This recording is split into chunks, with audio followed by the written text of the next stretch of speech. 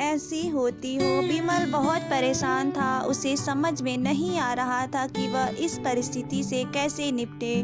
वो अपनी माँ को बहुत चाहता था, किंतु उसकी पत्नी और बच्चे उसकी माँ से दूर भागते थे, क्योंकि उसकी माँ की एक आंख नहीं थी, साथ ही उसकी कमर भी 90 डिग्री पर झुकी थी। वैसे वह अपना सारा काम खुद कर लेती है, किंतु फिर भी वो उसकी पत्नी और बच्चों के लिए हमेशा खटकती है।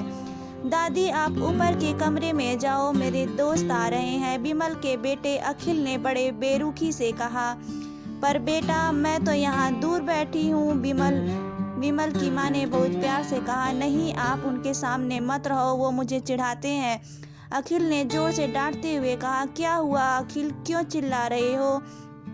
विमल की पत्नी कामिनी ने किचन से ही आवाज लगाई। देखो ना माँ, ये दादी यहीं ड्राइंग रूम में बैठी हैं और मेरे दोस्त आ रहे हैं। अखिल ने शिकायत भरे लहजे में कहा। माँ जी, आप ऊपर चली जाओ, क्यों हम लोगों को लजवाती हो? कामिनी ने बेटे का पक्ष लेते हुए कहा। बेचारी सरस्वती चुपचाप उठकर जीने के सहारे ऊपर जाने लगी। कमर झुकी होने के कारण उन्हें ऊपर चढ़ने में बहुत परेशानी हो रही थी, किंतु वो पूरी ताकत से ऊपर के उस अकेले कोने वाले कमरे में जाकर बैठ गई। विमल बाजू के कमरे से सब सुन रहा था। उसे कष्ट हो रहा था कि उसकी माँ को अपमानित होना पड़ रहा है, किंतु वो असहाय था। अगर वो कुछ कहता तो पत्नी और बच्चे उसका विरोध करने लगते हैं। दूसरे उनके तर्क भी सही लगते हैं, चूंकि वो एक प्रशासनिक अधिकारी था। उसका सामाजिक स्तर बहुत ऊंचा था। उसकी ससुराल भी एक उच्च घराने में थी, अतः वह चुपचाप हर तरह हर दिन अपनी माँ को अपमानित होते देखता रहता था। रात को विमल की पत्नी ने कहा। देखो जी, अब कुछ करो। कल कलेक्टर साहब की पत्नी आई थी। माँ जी अपनी देसी धुनधारा में उनसे मिली।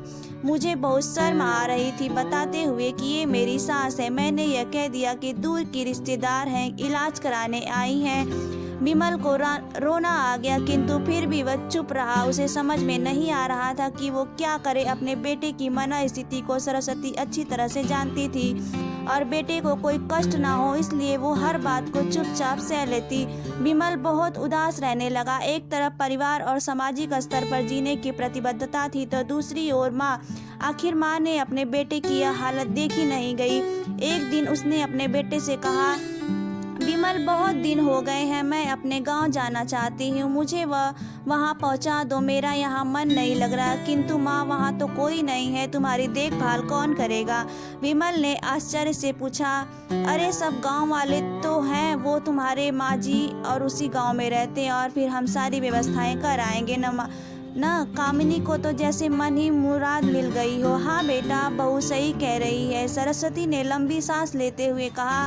विमल जानता था कि गांव में माँ की देखभाल करने वाला कोई नहीं है, लेकिन अपनी पत्नी की जिद के कारण वह अपनी माँ को गांव छोड़ने पर विवश हो गया।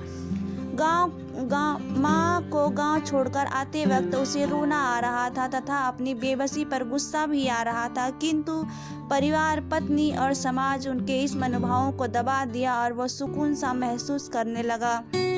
कुछ दिनों बाद उसके चाचा, जो अमेरिका में रहते थे, आने वाले थे। जब विमल बहुत छोटा था, उसके पिता जीवित थे, तब वो भारत आए थे और उसके बाद वो भारत आने वाले थे। पूरा परिवार और आस पड़ोस बहुत उत्साहित था। अमेरिका से विमल के डॉक्टर चाचा आ रहे थे। डॉक्टर रमेश ने जैसे ही घर में कदम रखा, सब ने मिलकर बहुत उत्साह से उनका स्वागत किया। क्यों विमल, भाभी नहीं दिख रही, कहाँ है? डॉक्टर रमेश ने उत्साहपूर्वक पूछा। जी, वो गांव में रहती हैं, यहाँ उनका मन नहीं लग रहा, कामिनी ने सपाट लहजे में उत्तर दिया। डॉक्टर रमेश ने विमल की ओर देखा तो विमल ने अपनी आंखें झुका ली। डॉक्टर रमेश सब समझ गया। बोले, कल हम भाभी से मिलने गाँव चलेंगे। सब लोग दूसरे दिन सभी लोग गांव के घर में पहुंचे। देखा कि सरस्वती को बहुत तेज बुखार है और वो पलंग पर असहाय पड़ी है। डॉक्टर रमेश दौड़कर सरस्वती के पास गए, उनके पैर छूकर रोने लगे। सरस्वती की ये हालत उनकी कल्पना से परे थी। वाह बेटा विमल, तूने तो नाम उजागर कर दिया। अपनी माँ की ये हालत देखकर तुझे तो शर्म भी नहीं आ रही होगी। डॉक्टर रमेश ने विमल को लगभग डांटते हुए कहा। यही नहीं देवर जी, विमल का कोई दोष नहीं है, मैं खुद गांव आई थी। सरस्वती ने अपने बेटे का बचाव किया। मुझे सब पता चल गया। भाभी आप चुप रहो।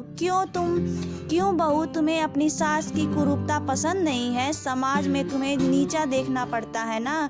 डॉक्टर रमेश ने कामिनी को व्यंग से देखा। कामिनी निरुत्तर होकर विमल को देखने लगी। आज तुम जिस सामाजिक स्तर पर हो वो इन्हीं के संघर्षों की देन है।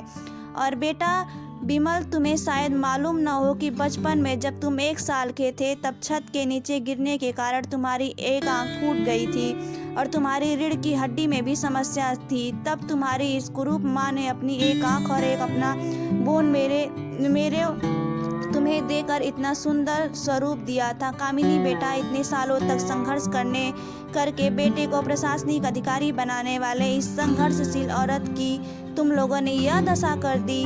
तुम्हें ईश्वर कभी माफ नहीं करेगा। डॉक्टर रमेश की आंखों से अश्रु जलधारा बह रही थी। अब भाभी आप मेरे साथ अमेरिका जाएंगी, यहाँ इन स्वार्थी लोगों के बीच नहीं रहेंगी। डॉक्टर रमेश ने सरस्वती से कहा। विमल को तो काटो तो खून नहीं था।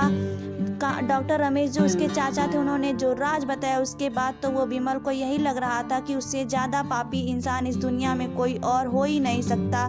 वह दौड़ता गया और माँ सरस्वती के कदमों में लिपट गया। माँ, मेरा अपराध अक्षम्य है। मैं जानबूझकर चुप्पी साधे रहा, आपका अपमान करवाता रहा। अब सिर्फ आप ही उस घर में मेरे साथ रहेंगे और कोई नहीं। विमल ने अग्नेय दृष्टि से अपनी पत्नी और बच्चों को देखा। कामिनी को भी बहुत पश्चाताप हो रहा था, किंतु उसकी हिम्मत नहीं हो रही थी कि वो सरस्वती से आंख मिलाए। सरस्वती ने कामिनी की मना स्थिति को समझकर उसको पुचकारते हुए अपने पास बुलाया और विमल को डांटते हुए कहा, खबरदार, जो मेरी बहू को मुझसे अलग करने की कोशिश की तो तुझे ही घर से बाहर निकाल दूंगी। कामिनी और बच्चों